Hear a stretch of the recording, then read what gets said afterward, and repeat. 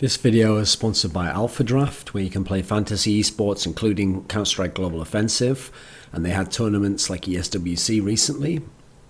And they've given, I think, over $300,000 was on last week. That was the figure. So you can go to the link in the description below, or just go to alphadraft.com. It's / Thorin with 3 O's. Now then, the topic of any kind of performance-enhancing drugs in esports, and particularly in Counter-Strike, is one that's actually always been there lurking in the background. I wouldn't say it's pervasive, because it's more like I say, it lurks in the background, and then every year, every couple of years, it kind of like sprouts up, people discuss it, they speculate, do players do it? Every now and then a player comes out and says, like, oh, I've done it, or someone else did it on my team, and then it goes away again for a while, and people forget about it, and it's not a consideration thinking about the sport or the competitive end of the scene. But actually, as a result, the history goes quite far back. And so the thing that's made this come to the forefront again is an interview from ESWC with Sephis, who was there actually coaching, I think, CLG Red, the female CSGO team, who won the tournament, as far as I know. And he was there coaching them, but he plays currently in Nihilum with Hiko. And formerly, this is where the story comes up, he played in Cloud9. Now, when he was asked about Cloud9, probably it was clear from some of the early stuff that he was a bit upset about the fact that when they'd cut him, like they hadn't really done it in a friendly manner, despite their strong personal bonds and relationships they'd had for so many years. And so I think partly as a result of that, later on, he then kind of dropped dime that within Cloud9, when they'd gone to ESL 1 Cologne, and famously one of the real turning points where the fans turned against Cloud9 and turned against some of the players was when they'd heard those comms on the POV VODs from the tournament, and they'd heard that the communication was actually quite poor from Cloud9. People didn't know what they were doing sometimes, or they didn't understand a strat, or people would forget a strat and need it to be repeated to them, or have something explained to them in the middle of a round, whereas you were listening to some of the European comms, and some of them were quite simple, quite concise. Everyone understood what they were doing within a tactic. So obviously people were like complaining, like, oh, these NA teams don't practice, and listen, they have terrible communication and teamwork, and some of these players have been playing for years, and they should cut this guy and cut that guy. So as a way of kind of justifying that, or giving just an explanation as to why it was so frenzied and so kind of off kilter, Sephis said, actually, we were all on Adderall. And he didn't say it in a joking manner. He is a guy who's been known to troll. He actually was originally a forum troll at one point in time. And he's a guy who does like to fuck with people. And he's Canadian, so he has a decent sense of sarcasm and has some good wit about him. So he could have been trolling in other senses, but actually the way he delivered it, he wasn't trolling as far as I can tell. If he was, he did an excellent job, and he fooled me, and I've known the guy for a long time. So I would be surprised about this case. It seemed like he was just being actually honest, and part of it may be spurred by the fact that, Cloud9 didn't really do him any favours when the way they kicked him out. So maybe he's like, oh, fuck it, I'll just say what I think's true. So that's brought the issue to the fore, because first of all, him saying we were all on Adderall makes people think, wow, the whole team was? Oh my God, like a top team is? And then unfortunately, that leads to this speculation of like, oh, well, as you often get with the whole steroids in MMA or any other sport, people always say like, oh, everyone's on it. And the problem in Counter-Strike that I want to talk about today, as I discuss this, is that I'm not actually sure it is as pervasive as steroids within other sports, etc. So first of all, let's talk about the history of kind of any performance-enhancing drug use in esports. So the CPL used to be the big tournament. So think of now we have the majors. We have like ESL 1 Cologne, we have DreamHack, we have ESL 1 Katowice, DreamHack Winter, that is. These are the majors, okay? The 2 or 3 events each year that are like the biggest ones that you have to win, have the most prize money. Everyone's trying to go to them.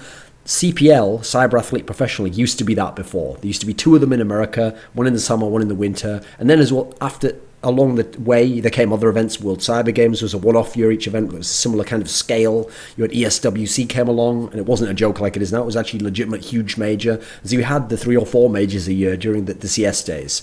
So CPL was the big event, and crucially, these 2, the summer and winter ones, were held in North America. Now, at these CPLs, I can tell you from first-hand experience, and from knowing people within the scene, and from knowing the speculations and the rumors that used to get out in the scene, that yes, there was professional players abusing and using performance-enhancing drugs. Now, it's going to sound shocking, but it was actually worse in some senses than it is now, because back then, First of all, Adderall, etc., wasn't really the craze back in these very early days. The early 2000s, you never really heard about Adderall. No one had heard all this stuff about Ritalin, Adderall. The ADHD whole thing wasn't as pervasive, really that big a thing back then, actually. You didn't really hear about it much. But the main thing that people were abusing then was actually literally crystal methamphetamine. They were smoking like shit out of Breaking Bad. People were smoking that. Now, when I say that, you have to understand, oh my God, what do you mean they're smoking that? Yeah, the teams who were winning the tournament weren't smoking that, by the way. Unfortunately, the people who were smoking that tended to be people who, a lot of them were from the west coast of America, where apparently some of that's more pervasive, and some of them did come from poorer backgrounds, and some of them ethnically were within certain ethnic groups that tend to have more of a problem, let's say, with those kinds of drugs. And so it really was actually a case of people who in life had fallen in with a bad crowd. And at the time, CS was really popular in the early 2000s. There were lots of LAN cafes where people would go and play, and this is how they got involved with all of that. One teammate turned them onto it, and he was using it, and then they all used it, and it was a whole thing like that. So it was very rarely ever teams who were placing top 6, top 8, by the way.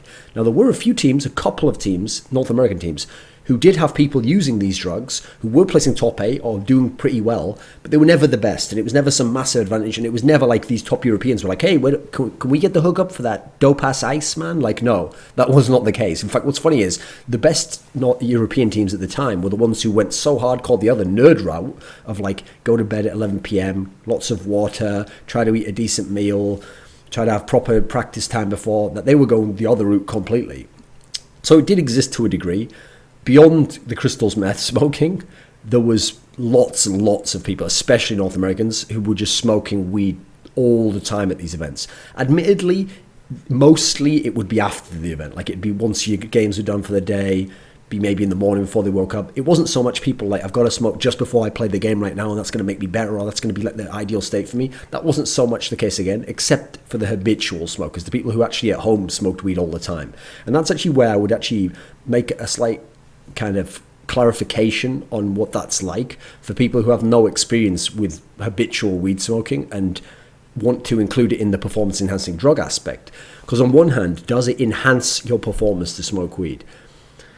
I think it's a very debatable topic. I don't really think so, particularly because I think actually one of the best qualities of Counter-Strike that make it one of the more unique aspects even amongst esports games is kind of the way there's a lateral thinking component within it, in the way that you have to puzzle through like having certain amounts of information but not having complete information, and having to make decisions both in terms of short-term fast ones, but then also kind of build those into a higher level understanding of what is going on, the flow of the game, and how you're going to make this small plan build into a bigger plan, into what could be happening elsewhere on the map. I actually think in that sense, for a lot of people, that would not be a performance enhancer. That would actually hinder them in this particular area. For the majority of people, now, one thing I will say is if we want to go the other way, and someone who understands that aspect and doesn't have much experience with the drug and say, oh, actually it definitely isn't a performance enhancer in as much as you'll be way worse, so there's no way you'll even be as good, and you won't be able to remember anything, and you'll be all over the place, and you'll think you're doing really great, all that sort of like hackneyed stuff of people you can tell don't have any experience. I will go the other way and say that actually it's not that extreme either. It's not on either end of the scale. What I will say is, for people who are habitual users, I'm talking about daily users of it, and particularly people who just smoke all day, especially high quantities, for those people, it actually is the case, from my own experience and with other people, that actually it's not that it will enhance their performance, but it will make them, but they will probably actually need it, as in they'll need it to have their normal performance when they are already always high all the time themselves when they're playing at home. Mainly because, first of all, they've actually, if you think about it, practiced most of their time playing Counter-Strike while high. So they've practiced being in an environment, a chemical, a personal environment of being in that state. So being out of that state, first of all, is going to have its own psychological components, stresses, and also, yeah, they're actually practicing so that they've everything that they've trained is to be from that starting point. So if you change the starting conditions, the environment, it's not that they can't be as good, or they won't be, but it's unlikely they will be. It'll be more of a stress, and it will be more of an issue. That's why you actually heard some stories over the years, maybe some of them have gotten out there, I'm pretty sure they have if you've followed every interview, etc., of some pro players who smoke weed at LANs if they can, particularly NA LANs, and do it like this. But it's actually not that they're performance enhancing or that it's making them worse. Like I say, in that sense, it actually, there's almost no logic to it. Like if they're really going to do that anywhere all the time in their lifestyle, it makes sense to try and replicate the circumstances of their practice within the actual game when they play in tournaments. And I will also say, the reason why I make that point is because, listen, ignoring the personal aspect of should you first of all smoke weed, should you be allowed to smoke, those are all totally separate topics that are so sticky in such grey areas. I don't even want to get into that. So instead what I'll say is this: it's definitely not the case that for people who smoke all the time that doing it hinders their performance. At least, I won't say for everyone, but I've seen specific examples, some people that I've spent a lot of time around who were very, very skilled players at different esports games, RTS games, FPS games, solo FPS games, team FPS games, who, when they were hardcore weed smokers and it was habitually a part of their life, they were unreal sometimes while they were playing, while in this environment. And I'm not saying the drug enhanced it, but I'm saying they could adapt to being in that kind of a state and they could play as good or better than you've ever seen them play in any circumstance. I mean, I've always been amazed by how like Quake pros, Blue Dwarf pros, etc. could play at like the highest level I've ever seen in competition. It's like that also in this scenario as well. I've seen some people whose accuracy with a railgun could be just out of this universe. It was unreal. Or their ability to just instinctively attack in an RTS game and kind of figure out a tech switch as it was coming where you couldn't even maybe consciously even have known instantly. Yeah, it's true. Some of them can be incredible. So again, I don't want to go either way on that one. Now, leaving that aside, the whole Adderall thing. The first thing I understand is, chronologically, Adderall as a social phenomenon, I can remember because I was around, only really came to the forefront from like the mid-2000s or so going forwards. I'd say more like 2000 and... I'd say my time frame would be like 2004, 2005 through to like 2008, 2009. This was the prime period where you were hearing all these stories, largely coming from America, of like people are playing on Adderall, people are doing exams on Adderall, people are using Adderall for fun as a party drug. That's the thing though, here's the key distinction to make. It was always, even culturally and socially, outside of gaming, it was nearly always a North American and particularly an American thing. Not least because there's this whole grey area of, when you have healthcare that you pay for, then there's the whole ethical thing of like, well, if something's a drug that costs a particular amount and you at least present all the symptoms, or if you even look them up, you pretend to have certain symptoms, then the person might give you the drug, he might prescribe it for you, when in a scenario where the healthcare's already paid for, and in theory, if anything, he wants not to waste certain drugs, he might be more stringent on it, or might need you to pass more tests, or might be a bit more skeptical. I get the sense, and from things I've read, it seems likely that some of the healthcare professionals in America, first of all, were a lot less stringent, a lot less ethical about that, and were willing to give it all out. Secondly, maybe it was just the trend at the time that they were over-prescribing these things, over-diagnosing people as ADHD, ADD, and all this stuff, because it did seem to go crazy. Like, it went from being a few people to, like, suddenly every gamer you met was like, yep, I have ADHD. And it's like, really, dude? Like, I mean, I've met some people, I'm not saying it doesn't exist. I've met some people where it seemed like it did, but suddenly everyone was, even people where they didn't seem to present any of the symptoms when you would look them up online, what they were supposed to be. Then also, you do have the problem, this is a very unfortunate point, and why I don't always blame medical professionals. Just as with other abuses of drugs where people get them from medical professionals, but without the medical professional knowing the person is just trying drug seeking behavior, if you basically go online and you look up all the symptoms and then you go to the person and tell them everything that fits with those symptoms and purposely try to make it seem like you do, even though the whole point is your base position is that you're lying in every respect, if you go and do that, it's going to be very hard just for a regular doctor, your general practitioner, just the doctor that you see, to get a baseline of like, this guy's lying. I mean, he's not going to put a fucking lie detector on you, is he? So in that scenario, I don't really blame them. Like, sometimes they're just getting fucked over by people who know how to game the system, okay? That's a problem. Now, the reason why I make the case that it's largely an American thing socially is because, first of all, even within like the UK and Europe in general, I mean, I've read, not just for gaming purposes, but I've read lots of different forums out there in the world before Reddit and all this stuff existed. I've read tens of thousands of threads and very different types of forums. And again, in the UK and Europe, you didn't really hear much about this. You didn't hear much about ADHD, ADD. You especially didn't hear a lot about people getting the drugs. And beyond that, you definitely did not hear a whole lot about them getting the drugs, not even for those conditions, but just to recreationally or socially use. especially not in the UK, especially not in Europe. And even when you did on those rare occasions, it was more like people would be talking about they were getting Ritalin, which is like not as good apparently. I don't know about these drugs particularly. I'm not expert on that aspect of chemistry. And then you definitely didn't hear that much about people getting like ADHD diagnosis. That wasn't that common actually in Europe, even though you did hear all the stuff from America, because I was plugged into both kind of scenes in that sense. Now then, in terms of actual esports stuff, yes, once it became a social thing, because people were using it for exams and they were using it for recreational party aspects, and they were using it for recreational reasons and for basically both those aspects combined within gaming. It's going to be more fun to play on it, and you might be better to some degree, or you might feel like you're better. So obviously it did quite immediately come into esports.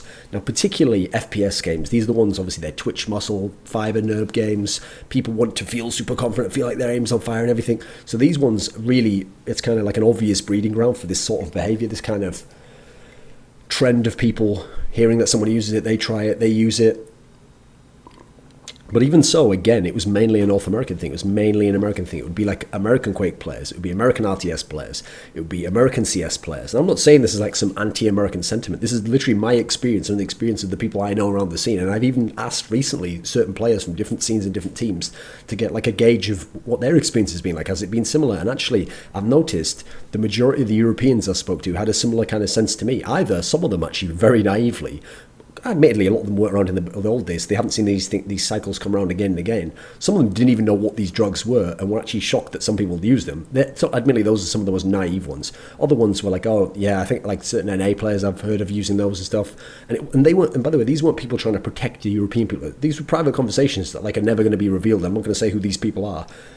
So in general, it wasn't that case. Now, there have been the odd case where you've heard about maybe some European, it was never usually Adderall, but maybe they're using some sort of drug or they're using something a bit shady.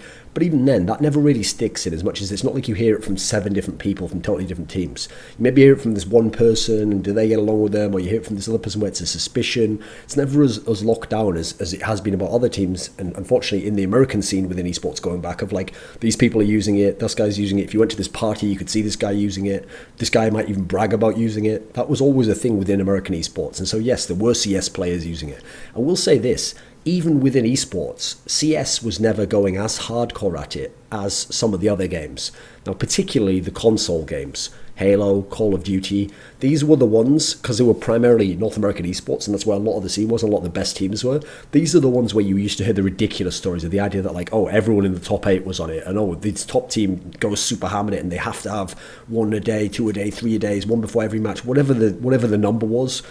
These were where you would hear the ridiculous stories and where it did seem like it had gotten rampant. So even when there was this use of drugs like this, like Adderall, like these sorts of ADHD drugs in esports in Europe, even then it tended to be from those North American esports, like the Call of Duty, Halo console games. Because what I would hear was, it would be like UK players would say like, oh yeah, I've done it, or people who are top UK players use it. But I think part of that was because in those games it was North Americans who were the best. They were on top. So it was more like this was like these were certain European players who were copying that and were trying to do that. And also because they were going to tournaments all the time in North America, that's where they were getting access, and that's where they were able to try, and where they were getting the drugs each time they would go and having hookups to get it, etc.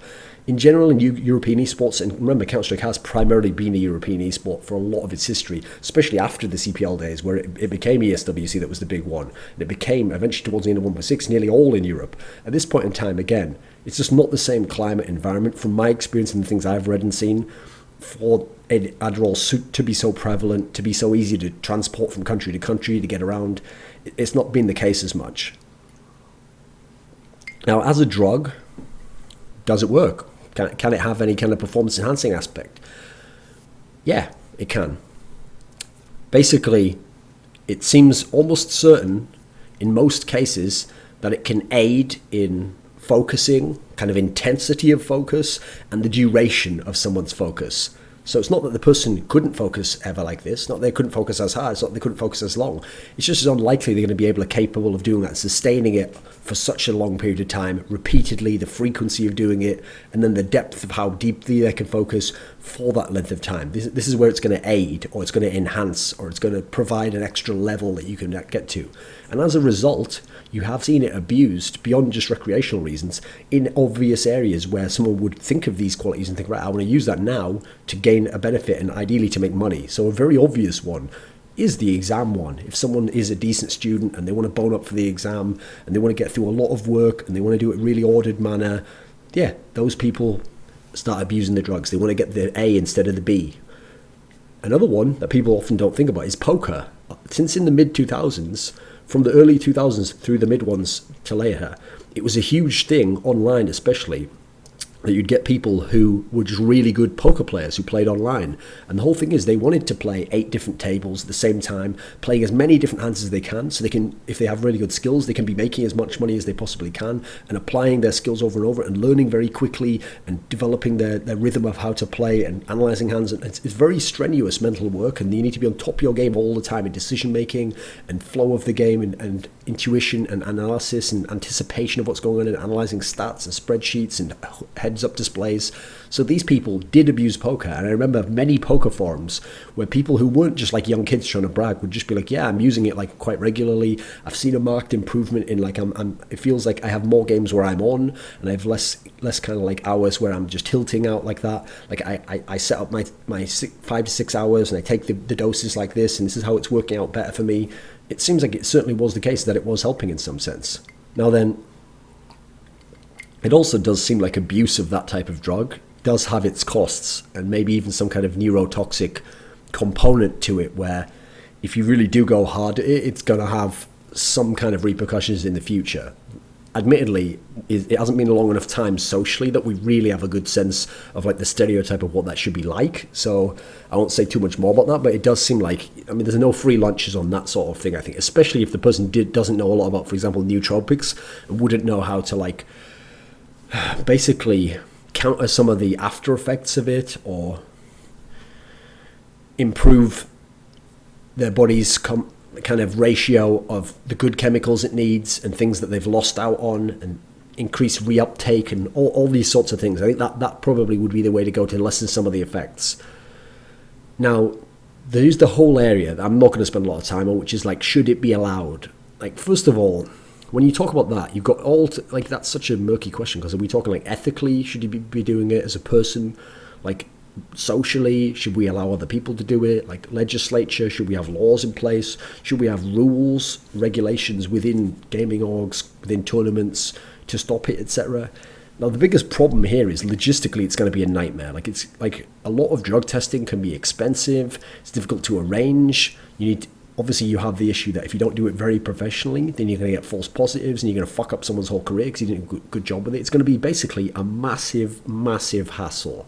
Then you've got people who are going to figure out how to get around it and when they can take it. I mean, I remember a story within steroids where, like steroids in baseball, where it was said that like Alex Rodriguez, A-Rod, one of the best baseball players, was able to have a get around for steroids where he would eat gummy bears that had steroids in them, or something along those lines, towards the end of an inning, and he still, because of the amount of time it would take and the manner of how they would be ingested and the quick duration, somehow those would still be out of his system by the time he would have to do the drug test after the game, which is like, I mean, when people are getting to that level where they can get around it, if there's enough money involved, I mean, come on, it's going to be a massive hassle to even catch all the people who are doing it. So you might, for all the effort you're going to go to, you might not even catch a lot of the people if they know what they're doing. I mean, the reason why I bring this up in the CS terms is we can't even start the fucking games on time in Counter-Strike now. You want to add in drug testing at certain points, and you want to have teams have to turn up at different times. It's just going to be a nightmare. So logistically, it's already a nightmare right there. Competitive advantage, let's talk about that. Does it give you a competitive advantage? I mean, it seems like it would give certain people a competitive advantage at certain times. It doesn't seem like it's overwhelming, though. Like, the fact that, first of all, there is a cost to it, therefore it's not like you just use it willy-nilly, like, haha, I'm winning. Like, yeah, well, you will eventually pay for that at some point, mate. Secondly, there's a whole drug aspect where if in theory it's an illegal drug and you're not prescribed it, well, there's a whole risk aspect there. The key thing I think though is, since based on my own experiences, not all the best players are using it. So it's not as though all these amazing players who have sick aim are all on Adderall. Now, would they be better if they were on Adderall? Yeah, there's a possibility, but some of these players are almost as good as I could imagine anyone being able to aim anyway. I've seen players in esports who are as talented at their sport almost as sort of like a Michael Jordan was at basketball. Like that, it's almost that level of genius and just superlative quality of how far ahead they can be and how incredible their natural abilities are. Then technique refined to be able to express those consistently in the game. So I don't even think if certain people who are close to them were on Adderall, it would necessarily even counteract it and make it such a competitive advantage they'd win out. Now, yeah, you could ask, well, if we just gave the superstar guy Adderall, yeah, well, that's a whole thing, isn't it? Like, that's the different world we're going to get into at that point. It's also a factor that, let's face it, Counter-Strike isn't just about aim. I could actually see more in some of those console games where if you really abused it, it would actually have more of an edge, where sometimes just skills are all the game's about, and just trying to win the 1v1 aim duel and get this kill and then get on to the next guy and think where he's going to be. It's not that much about it in Counter-Strike. You look and you see that, yes, skill is a big part of Counter-Strike, but skill can be counteracted, neutralized, and overcome by team play and tactics, which has always been the case. It's always been those kind of three pillars within Counter-Strike: skill, tactics, team play, and no team usually has all three to the max level. And so every team is kind of a combination of like 1 and 2 and then a little bit of 3 versus 2 and 3, 2 and a big part of 3 and one that's only 1 and has very low on the other. It's always been kind of a battle, like a top trumps type battle there, where you're seeing which qualities match up against each other. So even if people were super cicamas and they were all on this drug, I don't know that they would be unbeatable and they'd just run over the scene. Then everyone would have to use it to get the same competitive advantage. I don't think so, actually.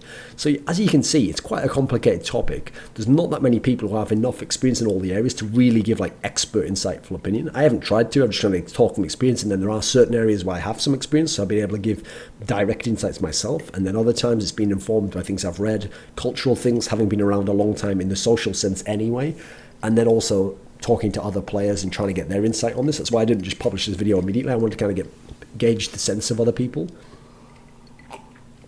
So as bizarre as it sounds, yeah, it is an issue in as much as it does work and it can have an effect. But it's not like there's a new phenomenon. It's not like more and more people are using it. It's not like everyone's using it. I think it's always been there. It's always been there to a degree. It's always been an option for at least the last 5 to 7 to 10 years. Some people are going to take the option. A lot of people aren't. A lot of your favorite players aren't using it. I wouldn't worry that too much about that in that sense. I'm actually personally a bit shocked to hear that, well, whether it was hyperbole or not, the idea that all of Cloud9 were using it. If you told me like 1 or 2 members of Cloud9 using it, well, I mean, listen, I would, let's just say I had my suspicions on certain people. That's the players. I'm not going to drop down on anyone, but I had my suspicions, I'll just put it that way. But I am shocked to find out that maybe the whole team is. But then again, like I say, they're a North American team. It's not ridiculous within their scene. Their scene, particularly their lands in their country, were always the ones that were the most rife for this behavior and where this stuff always came out. Also, in general, the pro scene isn't that good at keeping secrets. So I'd be shocked if the whole scene in other areas and in other games has managed to keep it secret. And I've never heard anything about it when I have heard so much from other ones. So I'm also not making this like an anti-American thing, like because it's not all American players are doing it. It's not all the great North American CS players definitely did not use it. Some of them never would even do that sort of thing. Some of them were super nerds, by the way, and never did shit, never even drink or anything. So it's not as black and white an area as you think. There's a lot of grey area, so a lot we don't know, and I don't think it's that big an issue. Like, yeah, it's an interesting thing to talk about. Hey, let's speculate sometimes. Let's have the discussions about it. Should it be allowed? Shouldn't it? I doubt it's ever going to be properly banned and have all things put into place. It's going to be too difficult. I also don't think it's like the biggest consideration. Like, you don't have to worry that like, oh, I'll never know if someone won that title when they're on Adderall or not. That's probably not going to be the biggest factor, believe it or not, as to whether they win the final, whether they're the best CS player ever. That's actually not going to be that big a consideration, so I wouldn't worry about it.